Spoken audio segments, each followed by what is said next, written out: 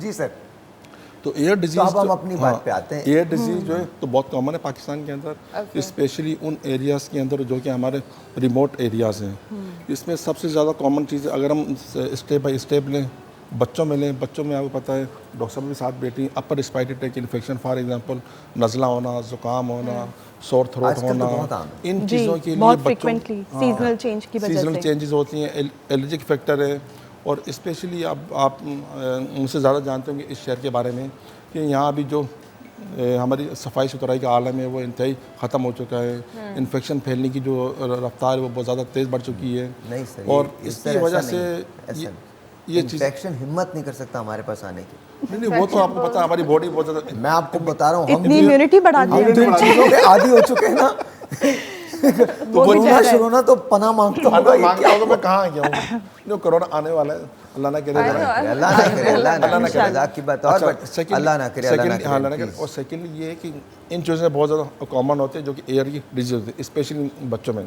Second, जैसे हम Elder लोगों में चले जाते हैं, जवान लोगों में चले जाते हैं, उनमें सबसे जो कॉमन कॉज है उसमें ये कि शावर लेते हुए, बाथ लेते हुए कानों में पानी चला जाता है। और हम स्पेशली सब लोग, मेरे बहुत होता है, आई डोंट नो व्हाई, मेरे बहुत अक्सर औकात में यहाँ पर ऐसे, और ये कैमरा ना मुझ पे स्विच कर देते हैं काशान जो है, तो अक्सर मैं ना कान को यूँ कर रहा होता हूँ इस तरह से, आई डोंट नो व्हाई। तो ये कि जब पानी चला जाता है फिर हम उसको निकालने की बहुत कोशिश करते हैं, मैनुअली बहुत कर रहे होते हैं, वाटर बहुत वो यूज़ कर रहे होते हैं, रिपीटली करते हैं वो नहीं, उसकी वजह से आप ड्राई करें एयर को, ड्राई करें, लेकिन आप शुरू में कोशिश ये करें कि कान को पानी से बचाएं। आप उसके लिए कॉटन लगा लें, शावर लेते हुए, एयर प्लग मिलते हैं वो लगा लें, शावर लेते हैं। और कानों को हम लोग जो एक थिंक है कि यार पता नहीं कानों मेरे मेल है, वो जो आपने कहा था बात सुनाई नहीं देती, तो बहुत सारे लोगों में सुनाई देती है, तो वो लोग निकालते हैं कि चक्कर में, तो बहुत सारे जो है कान को डैमेज कर लेते हैं, उसकी वजह से एयर इन्फेक्शन, एयर का डिस्चार्ज होना बढ़ जाता है। मैं एक चीज़ की क्लैरिफिकेशन चाहता हूँ, अक्सर लोग कहते हैं कि अब आजकल नई रिसर्च के मुताबिक ईयरबड्स जो हैं वो नहीं लगाने चाहिए। बिल्कुल नहीं लगाने चाहिए, नहीं लगाने चाहिए, नहीं लगाने चाहिए, क्योंकि वो रियली आपकी जो एयर जब हमने किसी को ये समझाने की कोशिश की थी, उसने मुझे आधे घंटे लेक्चर दिया था, तुम गलत आदमी हो।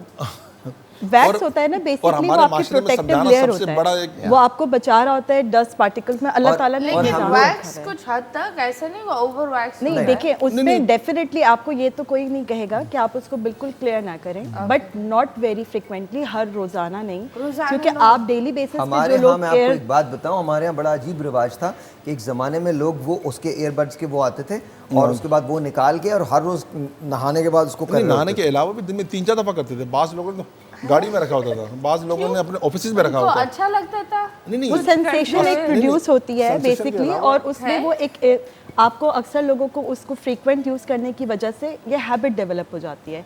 आपने सिर्फ ये करना है कि अगर आप शावर ले रहे हैं, आपको लग रहा है कि एयर में है, पानी चला गया, आप उसको टैप ड्राई करें बस। आपको अपनी वैक्स की प्रोटेक्टिव लेयर नहीं हटानी है, उसको मुस्तकिल वो करके, क्योंकि वो आपकी प्रोटेक्टिव लेयर है। मुझे ये पूछना था, बेबीज़ के कान कैसे साफ़ कर सकते हैं, क्योंकि बेबीज़ के नाखून, ये सारी चीज़ें बहुत मुश्किल होती है, और उनके भी कान को थोड़ा बहुत साफ़ करना ज़रूरी है। इसको मैं क्लियर कर देता हूँ इधर कि जो ह्यूमन बीइंग, अल्लाह ताला ने ऐसा सिस्टम बनाया हुआ है कि हमारी वैक्स जो बेसिकली स्किन ही होती है, जो कि हमारी स्किन अंदर ही जा रही होती है टेम्पेनिक मेम्ब्रेन तक, तो स्किन की डेली शेडिंग हो रही होती है, जो पार्टिकल्स होते हैं वो झड़ के नए आ रहे होते हैं और ऊपर झड़ के वो बाहर की तरफ निकल जाते हैं। ये अल्लाह ताला की सिस्टम बनाया हुआ सिस्टम होता है इसमें। लेकिन अब जैसे मैडम ने कहा है कि हम बार बार नहीं यूज़ करना चाहिए। बेसिकली ये स्किन है, जब स्किन के ऊपर हम बार बार रबिंग कर रहे होते हैं, उसको स्क्रैच करने की कोशिश कर रहे होते हैं, उसको खोदने की कोशिश कर रहे होते हैं, तो वहाँ स्वेलिंग हो जाती है। और जब स्वेलिंग जैसे वो इनहेल की तरफ जा रही होती है, उसकी तरफ जा रही है, तो उसमें ईचिंग होती है। ईचिंग की वजह से जब स्वेलिंग हम दूसरा नाम देते हैं, एडिमा दे देते हैं बेसिकली। एडिमा की वजह से हमें ऐसा लगता है कि हमारे कान के अंदर आवाज़ नहीं आ रही, क्योंकि कान हमारा बंद है। तो रिपीटली हम उस कान बंद को खोलने की कोशिश के अंदर बार बार स्क्रैचिंग करते रहते हैं, और स्किन के अंदर हम वो ड्राइनेस होती है, इसके जो ग्लैंड्स होते हैं, सॉफ्ट होते हैं, वो डेड हो जाते हैं। इसकी वजह से हमें रिपीटली इन्फेक्शन होता है, रिपीटली ईचिंग होती है, और हमारा ऐसा लगता है जैसे कान खुदा न खास्ता बंद हुआ हुआ।